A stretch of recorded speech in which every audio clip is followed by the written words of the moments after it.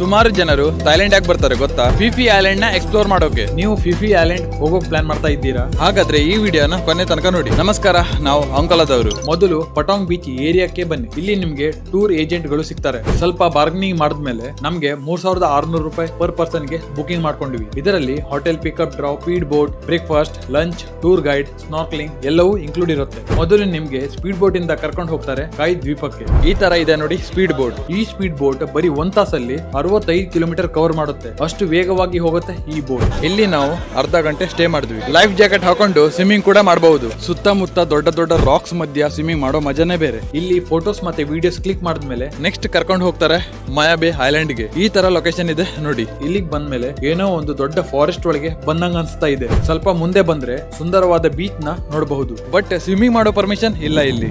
ಸ್ವಲ್ಪ ಹೊತ್ತು time spend ಮಾಡಿದ್ಮೇಲೆ ಮುಂದೆ ನಮ್ಗೆ ಫಿಫಿ ದ್ವೀಪಕ್ಕೆ ಕರ್ಕೊಂಡು ಹೋಗ್ತಾರೆ. ಇಲ್ಲಿ ನೀರ್ ನೋಡಿ ಎಷ್ಟು ಕ್ಲಿಯರ್ ಆಗಿದೆ. ನಿಮ್ ಹತ್ರ long tail boat ride option ಕೂಡ ಇರುತ್ತೆ. ಸುಮಾರು 1700 ರೂಪಾಯಿ ಪರ್ ಪರ್ಸನ್ ಗೆ ವಂಡರ್ಫುಲ್ ಎಕ್ಸ್ಪೀರಿಯನ್ಸ್ ಮಾಡಬಹುದು. ನಾವು ಅಂತೂ ಸಖತ್ ಎಂಜಾಯ್ ಮಾಡಿದ್ವಿ. ನಿಮ್ಮ ಫ್ರೆಂಡ್ಸ್ ಥೈಲ್ಯಾಂಡಿಗೆ ಹೋಗೋ ಪ್ಲಾನ್ ಮಾಡ್ತಾ ಇದ್ರೆ ಅವರಿಗೆ ಈ ವಿಡಿಯೋನ ಶೇರ್ ಮಾಡಿ.